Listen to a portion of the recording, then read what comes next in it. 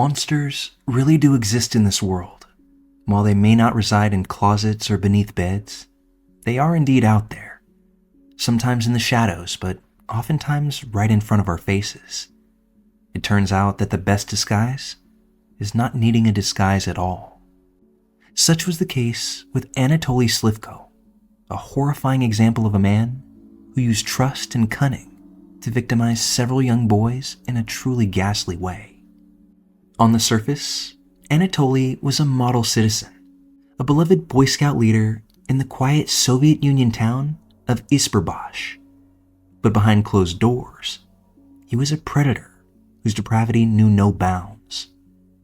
To understand how a man like Slivko came to commit his horrifying crimes, we can trace that back to a single moment in 1959. That year, with Anatoly being just 21 years old, he witnessed something that would change him forever. Slivko was walking down the street when he saw a school-aged young boy get hit by a speeding car. The boy's lifeless body lay crumpled on the pavement, his school uniform soaked in blood. Most people would have been horrified, traumatized even, but for Slivko, the scene stirred something dark and unexplainable within him. He would later describe the feeling as a rush of excitement, a twisted mix of both fascination and arousal. That single moment planted a seed in his mind, one that would grow into a deadly obsession. He became fixated on the idea of recreating that scene, of bringing back the rush that he had felt that day. And so, over the next 2 decades, Slivko would carefully build the perfect cover to live out his dark desires. Becoming a Boy Scout leader wasn't just a hobby for Anatoly. It was the perfect disguise. He organized hikes, camping trips, and outdoor adventures that earned him the trust of parents and the admiration of his community.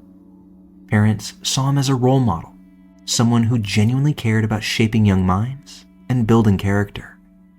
But behind the friendly smile and outward kindness, Slivko was carefully selecting his victims. He sought out boys who reminded him of the child from that accident long ago. Slivko didn't just abduct his victims. He would lure them with promises of adventure. He told them they could star in what he called educational films about survival skills, offering them the chance to be heroes on camera. Once he had gained their trust, he brought them to secluded areas under the guise of filming these projects. Once alone, Slivko's true nature would emerge. He'd convince the boys to participate in a game, asking them to wear their scout uniform, similar to the boy from the accident. Then he'd instruct them to loop a noose around their necks, claiming that it was all part of the survival training. At first, the boys complied, unaware of the danger. But that's when Slivko's sinister plan would unfold. He would strangle them to the point of unconsciousness, watching intently as they slipped away. For him, this was the ultimate recreation of the accident, a time where life was simply hanging by a thread. For some boys, that's where the nightmare ended. They woke up groggy and confused, but Anatoly let them go, telling them the game was over. But for 7 of his victims, there was no waking up. Slivko would go on to strangle them to death, but his obsession didn't stop with their murders. He treated their bodies as if they were props, carefully positioning them and taking photographs to capture the scene. You see, for Anatoly, it wasn't enough to relive the accident. He wanted to immortalize it. In order to avoid detection, Slivko meticulously dismembered the bodies and burned the remains in various isolated areas. He would scatter the ashes, ensuring no trace of his crimes could be easily found. The care with which he disposed of his victims only added to the monstrous nature of his acts. His desire to recreate that single moment of trauma had turned into a deadly ritual for him. For over 20 years, Slivko operated without suspicion. His position as a scout leader gave him the perfect cover, and no one thought to question the occasional disappearance of a boy here or there. But in 1985, his carefully constructed house of cards began to slip. One of the boys in his troop went missing, and the investigators began to dig deeper. Slivko's name surfaced repeatedly during questioning, and that's when suspicions grew. Authorities ultimately searched his home, and they uncovered a mountain of horrifying evidence. Photographs and videos of unconscious boys, carefully cataloged and stored. The videos were the final nail in the coffin. They revealed Slivko's twisted obsession in chilling detail, showing how he reenacted the fatal accident over and over again. One investigator of the case was quoted as saying, "It was like stepping into the mind of a monster." Slivko was arrested, and during interrogations, he confessed to everything with a disturbing detachment. He spoke openly about his crimes, describing them in cold, clinical detail, as if recounting boring daily activities. He showed no remorse, explaining only that he had been compelled by the memory of that long-ago accident. His lack of emotion stunned even the most seasoned of officers. He admitted to the murders of 7 boys, but also confessed to his twisted games with many, many others, leaving authorities to wonder just how many lives he had truly affected. In court, Slivko's calm demeanor didn't falter. The evidence against him was overwhelming, and the details of his crimes shocked the nation. He was convicted of murder, sexual assault, and the desecration of human remains. His sentence was clear: death. In 1989, at the age of 51, Anatoly Slivko was executed by firing squad.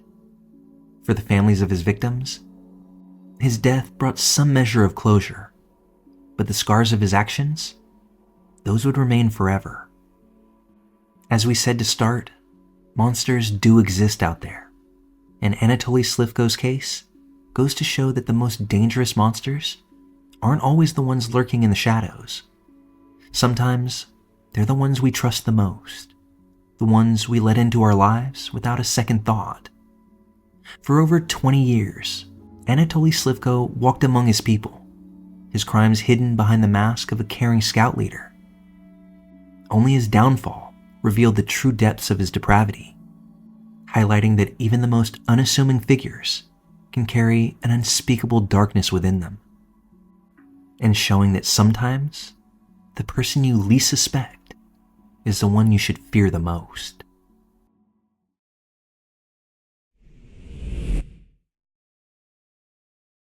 Now, it's important to say that not all monsters are born that way. Some are shaped by the cruel hands of life. Abuse, trauma, and a descent into madness can twist a person into something unrecognizable. This truth is both unsettling and terrifying because it suggests that the unthinkable lies dormant within more people than we care to imagine. Leonarda Cianciulli, known as the soapmaker of Correggio, is a haunting example of this. She wasn't always a killer. She was a mother, a neighbor, and even a friend. But years of loss, superstition, and a crippling fear of fate molded her into one of the most macabre murderers in modern history. Leonarda Cianciulli was born in 1894 in the small Italian town of Montella. From the start, her life was steeped in misfortune. Her mother never wanted her, and Leonarda grew up in a household filled with neglect and verbal abuse. This rocky start shaped her belief that her life was cursed, a belief reinforced by a visit to a fortune teller in her early adulthood. The fortune teller's prophecy foretold a life of suffering. She told Leonarda that she would marry and have children, but that all her children would die young. These words bred the paranoia that would later drive Leonarda to commit her crimes. In her early adult years, Leonarda married Raphael Pansardi, defying her mother's wishes, and in response to this, her mother reportedly cursed their union. The young couple struggled financially, moving frequently to make ends meet, and Leonarda's superstitions deepened with each hardship. Her most devastating burden came in the form of loss. Out of 17 pregnancies, 10 of Leonarda's children died in infancy or early childhood. This unimaginable pain made her remaining children her entire world, especially her eldest son, Giuseppe. When he announced plans to enlist in the Italian army during World War II, Leonarda's fears of the curse reached a fever pitch. She became convinced that the only way to protect her son from death was through human sacrifice. Leonarda's first victim was Faustina Setti, a lonely woman desperate for companionship. Faustina believed Leonarda could help her find a husband, as she'd promised to connect her with a suitable match. Leonarda instructed Faustina to write letters to her family, explaining she was leaving town to meet her fiancé. When Faustina arrived at Leonarda's home to finalize her travel plans, she was given a glass of wine laced with poison. Once Faustina was unconscious, Leonarda struck her with an axe, dismembered her body, and boiled her remains in a large pot. She would go on to later recount, "I threw the pieces of her into a pot, added 7 kilos of caustic soda, and stirred until it all dissolved into a thick, dark mush." Leonarda then used the fatty residue from Faustina's remains to make soap, which she gave to neighbors and friends. She would also use her blood to bake tea cakes, which she then served to visitors. Leonarda's second victim was Francesca Salvi, a school teacher looking for employment. Leonarda had promised to secure her a job at a prestigious girls' school in another city. Just as with Faustina, Leonarda convinced Francesca to write letters to her family explaining her departure. When Francesca came to say goodbye, she met the same fate: poisoned, dismembered, and boiled. Her remains were also repurposed into soap and sweets. Leonarda's third and final victim was Virginia Cacioppo, a former opera singer who had fallen on hard times. Leonarda lured Virginia with the promise of a lucrative job, working for a wealthy impresario. Virginia's murder was carried out with the same methodical precision as the others, but Leonarda later admitted that Virginia's body produced the finest soap. Her flesh was fat and white. When it had melted, I added a bottle of cologne, and after a long boil, I was able to make some most acceptable creamy soap. Virginia's blood was again used to bake tea cakes, which Leonarda claimed were a delightful treat. Leonarda might have continued her gruesome rituals had it not been for Virginia's suspicious disappearance. Virginia had informed her sister of her plans to visit Leonarda's home, and when she didn't return, her sister reported her missing. Police investigated, and it didn't take long for their search to lead them to Leonarda. In her home, investigators found personal belongings to all of her victims, and when under pressure, Leonarda eventually confessed to everything. She detailed her murders with a stunning indifference, describing her process as if it were just a household chore. Leonarda's trial in 1946 captivated Italy. Her calm demeanor and matter-of-fact recounting of her crimes horrified the public. She showed no regret, claiming her actions were driven by a mother's desperate love for her son. She was convicted of multiple counts of murder and sentenced to 30 years in prison and 3 years in a criminal asylum. This sentencing eerily fulfilled another part of the fortune teller's prophecy, that Leonarda would end her days behind bars. And that she did. During her time locked up, she reportedly enjoyed baking and crafting. Fellow inmates feared her, and guards were wary of her calm yet unsettling demeanor. Leonarda passed away in 1970 of a cerebral hemorrhage while within the women's asylum. Leonarda Cianciulli's story continues to haunt those who hear it. She was a woman driven to unimaginable lengths by a combination of personal tragedy, superstition, and a warped sense of love. Her soaps and cakes, created from the contributions of her victims, are grotesque symbols of just how far she was willing to go in order to ward off a curse that she believed held her family in its grip. It's horrifying to know that those who claim to act out of love are capable of the most unspeakable acts to another person.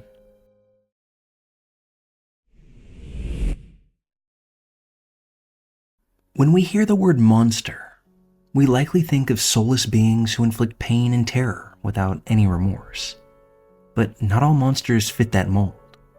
Some follow a code, believing their actions are justified, even righteous. Pedro Rodriguez Filo, better known as Pedrino Matador, or Little Peter the Killer, was one such figure. To him, murder wasn't about pleasure or chaos. It was justice. His victims were chosen with meticulous intent. Criminals, abusers, and those he deemed worse than himself. Pedro's life is a brutal tapestry of violence, tragedy, and a distorted sense of morality. From a harrowing childhood to a life spent killing in the name of cleansing society, his story blurs the line between villain and vigilante. Pedro's life began with violence, quite literally actually. Born in 1954 in Santa Rita do Sapucaí, Brazil, he came into the world with a deformed skull. This was the result of a vicious kick that his father delivered to his pregnant mother during one of his frequent fits of rage. But the abuse didn't stop there. Pedro's childhood was shaped by his father's brutality, directed at both him and his mother. And at just 13 years old, Pedro witnessed his father commit an unthinkable act, murdering his mother with a machete. That moment shattered whatever innocence Pedro had left and ignited a lifelong desire for revenge. Pedro's first murder came at the age of 14. Fueled by rage and a twisted sense of justice, he killed the deputy mayor of his hometown. The man had fired Pedro's father from his job at a school over accusations of theft, a move that Pedro saw as wholly unjust. Not long after this, Pedro killed another man, believing him to be the actual thief. These murders marked the beginning of Pedro's vigilante mission. He wasn't just a killer, he was an executioner, meting out punishment to all those that he believed deserved it. Unlike most serial killers, Pedro operated under a strict moral code. He targeted rapists, drug dealers, and murderers, people he believed preyed on the weak and innocent. His actions were calculated and deliberate, and he insisted that his killings were acts of justice rather than senseless violence. Pedro's reputation as a vigilante killer grew quickly in his country. In his mind, he wasn't a monster. He was a necessary evil, someone willing to do what others couldn't to rid society of its filth. He even once claimed, "I killed for revenge. I killed for justice."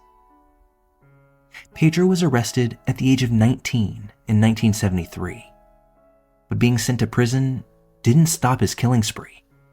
Inside, he continued his mission of justice, murdering at least 47 fellow inmates. His victims, often child abusers and rapists, were men that Pedro believed deserved to die. Despite Brazil's legal cap of 30 years for prison sentences, Pedro's continued violence behind bars earned him several more years to his sentencing. His notoriety only grew with the tales of his prison killings spreading like wildfire.